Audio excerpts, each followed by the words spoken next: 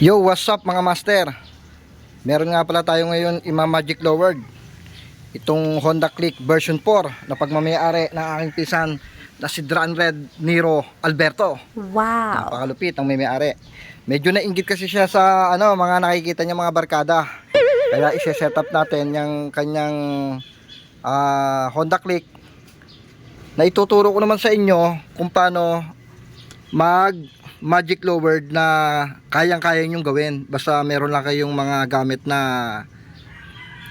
para dyan talaga.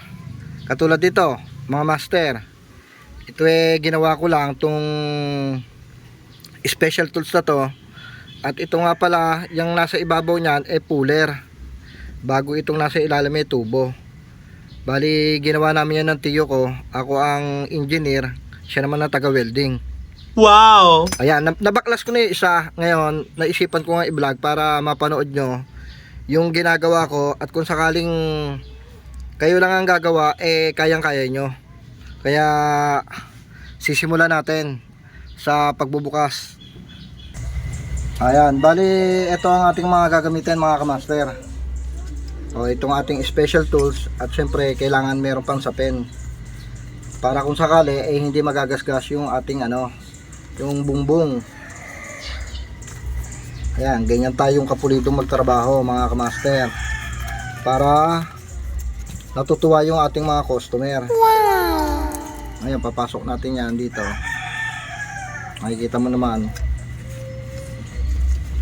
Ayan. Bali, nabaklas ko na nga yung isa, hindi ko naman naipakita sa inyo yung tamang pagkalas. To, yung iba kasi, yung may video ako nito mga kamaster, yung hirap na hirap kami. Ngayon nakaisip ako ng paraan kung paano siya babaklasin ng mas lang, mas hindi hassle. Napaka siya bababa natin yan. Bago ituturo ko sa inyo mga kamaster yung mga technique, kasi palalambutin natin yan ng malambot. Ayan, pagka sumagad na mga kamaster, kita nyo na yung lock. Gamit kayo ng pansundot para lumabas siya.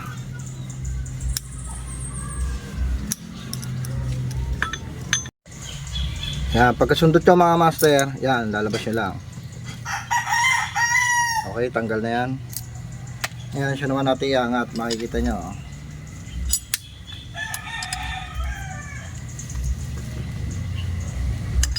Hindi siya ganun kahirap. Kasi yung meron akong video dati nito dun sa NMAX, mano-mano lang. Nakaisip tayo ng paraan para siya matanggal ng maluwag.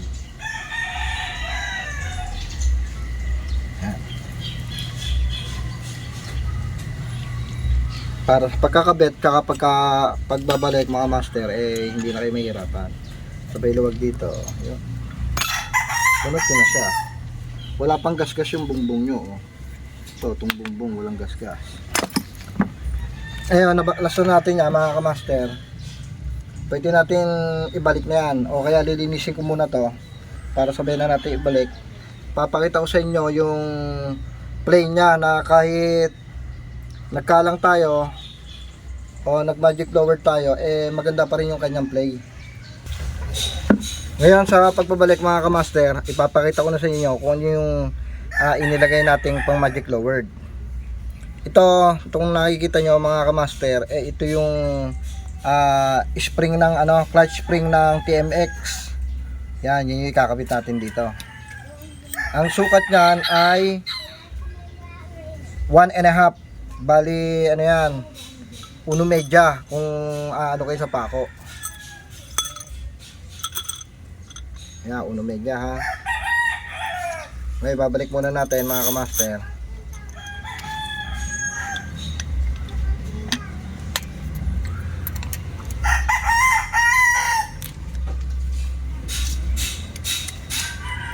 Yung mga pagkakalas at saka pagbabalik, basic na lang yan. Kaya-kaya nyo na yan.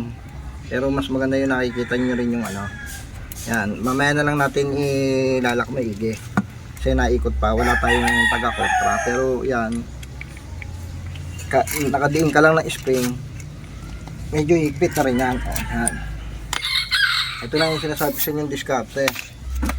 Kasi ang inilalagay dyan para yung maibalik yung standard ng langis, nilalagay nila 65 ml. Merong 60, merong 70. Syempre nagbaba tayo, medyo nagkalang tayo sa loob, matigas siya. Ngayon, para mapalambot natin yan mga kamaster, dito tayo didepende sa ilalagay nating pork oil. Wow! Ayan ha. Kung yung nilalagay nila 65, 60, dahil meron nga tayong inilagay na pyesa sa loob o yung pang magic lowered natin, mas binabaan natin yung ating pork oil.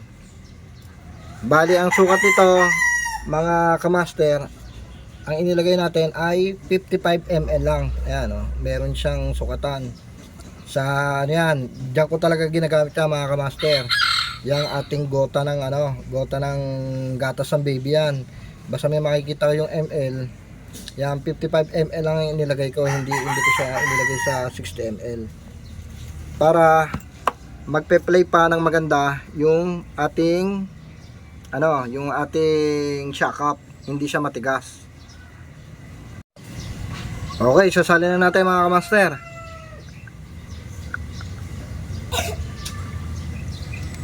Yan, tinuro ko na sa inyo yung magandang laro ng ng shock. 55 ml. Bago nyo up and down para mawala yung bubbles o hangin. Bago papakita ko sa inyo mamaya yung niya laro. Kasi nga kung magbabalik tayo ng standard ng pork oil niya 65 o 60, meron tayong kinabet, medyo tataas pa yung level ng pork oil. Kaya tayo nag-adjust naman tayo sa inilagay nating pork oil. Kasi yan, yung mga standard, pag binaba mo, yung pinaka pork oil nya, yung ginagawa ng iba, ipinapantay dito o kaya dito. Siyempre, sa tagal na nating nagagawa, experience na rin yung nagtuturo sa atin O kaya, ibabalik na natin yan. Ibabalik uli natin tong dyaryo para hindi magasgas yung ating hindi magasgas yung ating bungbong, para ang ating customer matutuwa. Okay, lagyan muna natin yan.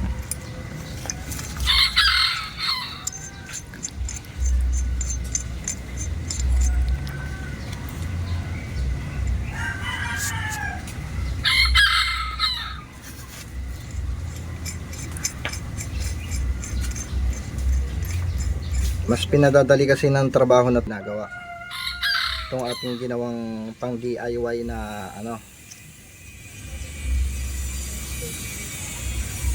unti-unti muna para maikabit lang natin.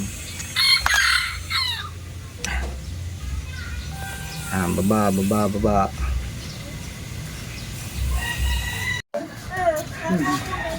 Yan mga kamaster, bali nalobat yung cellphone natin. Ganon lang din naman gagawin natin. Ipapasok natin tong special tools natin bago natin ibabalik.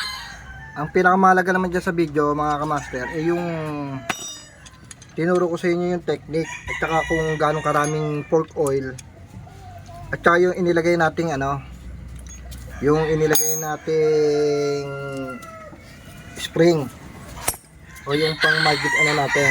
Nakita nyo naman wala namang gasgas yung ating yung ating bungbong, walang gasgas siya, malinis. Ngayon ang susunod na video natin mga kamaster yung naibalik na natin dito sa dito sa Honda Click na yan. Yung ibibideo natin kung ano ang play nya. Bali assemble na rin natin yung isa na hindi na natin isasama yung video kasi nga masama panahon na kulog, baka abuti pa tayo ng ulan, hindi pa matapos yung ating binibidyo. Sa mga kamaster, sa gusto palang magpa magic lowered, iiwan ko yung contact number ko sa description. At pwede nyo i-message sa aking messenger, Alvin Castro Lanting. Akin din yung Kakutingting TV. Ngayon nagawa ko ng bagong YouTube channel na YouTube Mix, para yung aking mga ginagawang daily o aking yung mga nalalaman ko na-i-share ko sa inyo. Yan, nakita nyo kung gaano kalambot yan, Ala kabayo yan pagka naglaro sa motor. Ala kabayo, hindi siya matigas. Okay, ibabalik na natin yan doon sa sa Honda Click, bago ipapakita ko sa inyo kung paano siya mag-play kahit siya ay naka magic lowered. Kasi mga kamaster, sa nakikita ko sa mga nagma-magic lowered, mga matitigas yung kanilang shock. Palibase sa experience natin, nakuha natin yung tamang timpla ng inilalagay nating fork oil. Yung sinasabi ko sa inyo na dami ng fork oil, yung 55mm, hindi nakadamutan yun. Kasi nga, bago natin nakuha yon, try and error din. Kaya yan, swerte kayo na makakakuha ng diskarte kung paano yung play na yan. Okay na mga kamaster, ayan papasilip ko na sa inyo ang ating finished product. Napanood nyo naman sa video yung ating ginawa mga kamaster, at papakita ko sa inyo kung gaano kalambot i-bounce yan. Bukod doon mga kamaster, nagpalit din tayo ng shock nya 280, sobra baba. Ngayon nag-extension tayo, naglagay tayo ng 20mm ng yung kanyang extension. Forma naman Sa mga gustong magpagawa mga kamaster, PM nyo lang ako, Alvin Castro Lanting, o kaya iiwan ko yung cellphone number ko dito sa ating YouTube Mix. Okay, pakibounce para makita nyo kung gaano kalambot siya. Kasi meron nga, hindi naman tayo sa naninira, meron nagma-magic lowered pero hindi nila makuha yung lambot ng play ng shock. Okay, tignan nyo naman mga kamaster, sobra lambot niya mga kamaster.